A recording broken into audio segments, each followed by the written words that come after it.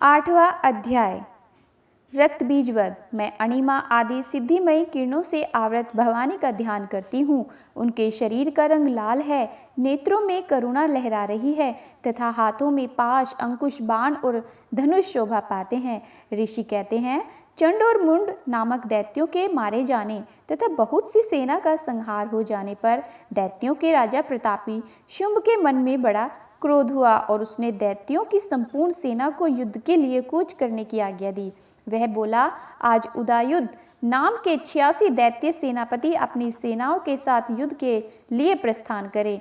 कंबू नाम वाले दैत्यों के 84 सेना नायक अपनी वाहिनी से घिरे हुए यात्रा करें। 50 कोटि वीर्य कुल के और 100 धूम्र कुल के असुर सेनापति मेरी आज्ञा से सेना सहित कूच करें। कालक, दोहृदय, मौर्य और कालकय असुर भी युद्ध के लिए तैयार हों।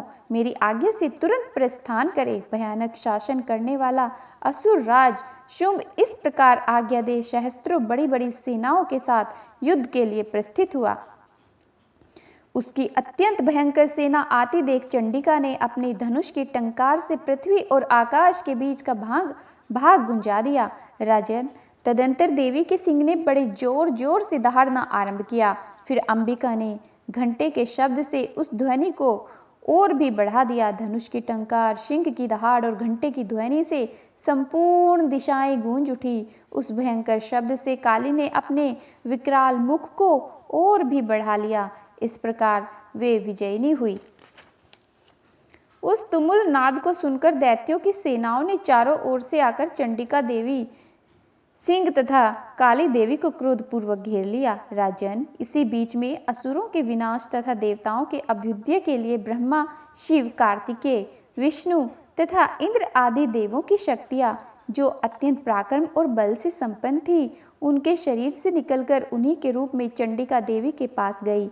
जिस देवी का जैसा रूप, जैसी वेशभूषा, जैसा वाहन है, ठीक वैसे ही साधनों से संपन्न हो उसकी शक्ति असुरों से युद्ध करने के लिए आई। सबसे पहले हंस युक्त विमान पर बैठी हुई अक्षसूत्र और कमंडल युद्ध से सुशोभित ब्रह्मा जी की शक्ति उपस्थित हुई, जिसे ब्रह्माणी कहते हैं। महादेव जी की शक्ति वृषभ पर आरूढ़ हो, हाथों में श्रेष्ठ त्रिशूल धारण किए, महानाग का कंकण पहने, मस्तक में चंद्र रेखा से विभूषित हो वहां आ पहुंची।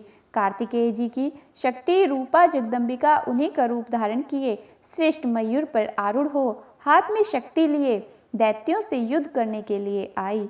इसी प्रकार भगवान विष्णु की शक्ति गरुड़ पर विराजमान हो शंख, चक्र, गदा, शांग, धनुष एवं खड्ग हाथ में लिए वहां आई। अनुपम यज्ञ वाराह का रूप धारण करने वाले श्री हरि की जो शक्ति है, वह भी वाराह शरीर धारण करके वहां उपस्थित हुई। नारसिंही शक्ति भी नरसिंह के समान शरीर धारण करके वहां आई।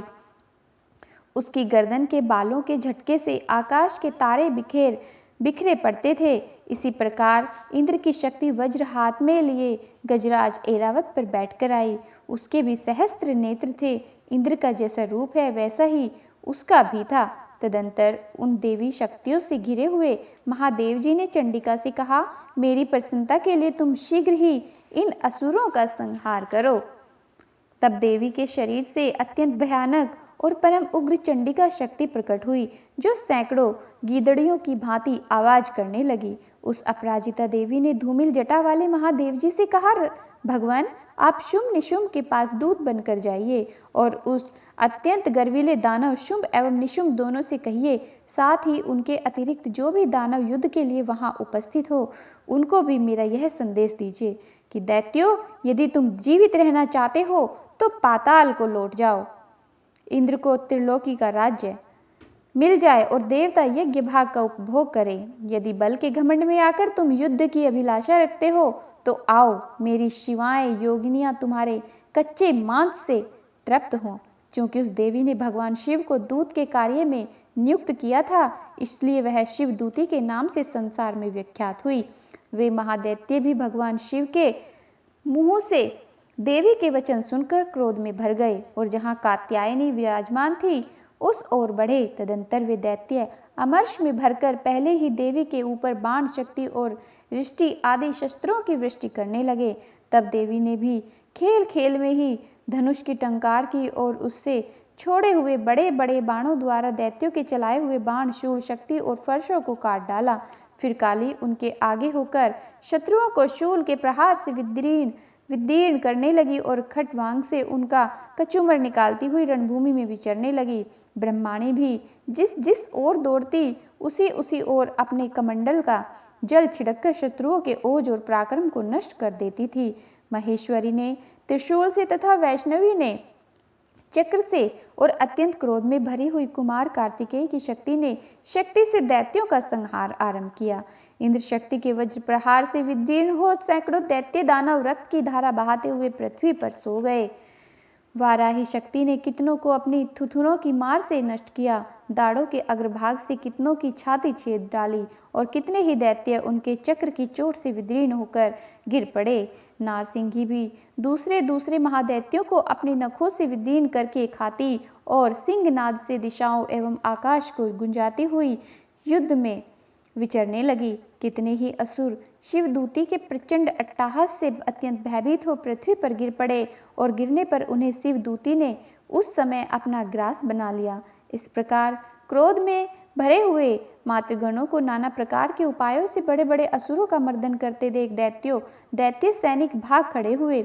मातृगणों से पीड़ित दैत्यों को युद्ध से भागते देख रक्तबीज नामक महादैत्य क्रोध में भरकर युद्ध करने के लिए आया। उसके शरीर से जब रक्त की बूंद पृथ्वी पर गिरती तब उसी के समान शक्तिशाली एक दूसरा महादैत्य पृथ्वी पर पैदा हो जाता। महाअसुर रक्तबीज हाथ में गदा लेकर इंद्र शक्ति के साथ युद्ध करने लगा।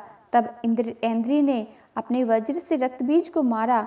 वज्र से घायल होने पर उसके शरीर से बहुत सा रक्त चूने लगा और उससे उसी के समान रूप तथा पराक्रम वाले योद्धा उत्पन्न होने लगे। उसके शरीर से रक्त की जितनी बूंदें गिरी उतने ही पुरुष उत्पन्न हो गए। वे सब रक्त बीज के समान ही वीर्यवान, बलवान और पराक्रमी थे।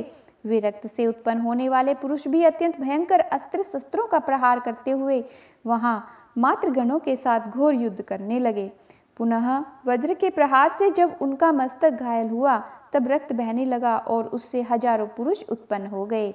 वैष्णवी ने युद्ध में रक्तबीज पर चक्र का प्रहार किया तथा ऐन्द्री ने उस महादैत्य सेनापति को गदा की चोट से चोट पहुंचाई। वैष्णवी के चक्र से घायल होने पर उसके शरीर से जो रक्त बहा उससे जो उसी के बराबर आकार वाले सहस्त्रों महादैत्य प्रकट हुए, उनके द्वारा संपूर्ण जगत व्याप्त हो गया। कुमारी ने शक्ति से, वाराही ने खड्ग से और महेश्वरी ने त्रिशूल से महादैत्य रक्त बीज को घायल किया। क्रोध में भरे हुए उस महादैत्य रक्त बीज ने भी गदा से सभी मात्र शक्तियों पर पृथक पृथक प्रहार किया। शक्ति और शूल आदि से अनेक बार घायल होने पर जो उसके शरीर से रक्त की धारा पृथ्वी पर गिरी उससे भी निश्चय ही सैकड़ों असुर उत्पन्न हो गए।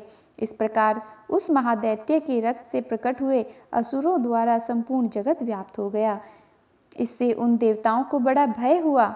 देवताओं को उदास देख चंडिका ने काली से शीघ्रता पूर्वक कहा, चामुंडे, तुम अपना मुख और भी फैलाओ तथा मेरे शस्त्रपात से गिरने वाले रक्त बिंदुओं और उनसे उत्पन्न होने वाले महादैत्यों को तुम अपने इस उतावले मुख में ले लो। इस प्रकार रक्त से उत्पन्न होने वाले महादैत्यों का भक्षण करती हुई तुम रण में विचरती रहो। ऐसा करने से उस दैत्य का सारा रक्त क्षीण हो जाने पर वह स्वयं भी नष्ट हो जाएगा। उन भयंकर दैत्यों को जब तुम खा जाओगी तब दूसरे नए दैत्य उत्पन्न नहीं हो सकेंगे। काली से यों कहकर चंडिका देवी ने शूल से रक्त बीज को मारा और काली ने अपने मुख में उस रक्त को ले लिया। तब उसने वहां चंडिका पर गदा से प्रहार किया, किंतु उस गदापात ने देवी को तनिक भी वेदना नहीं पहुंचाई।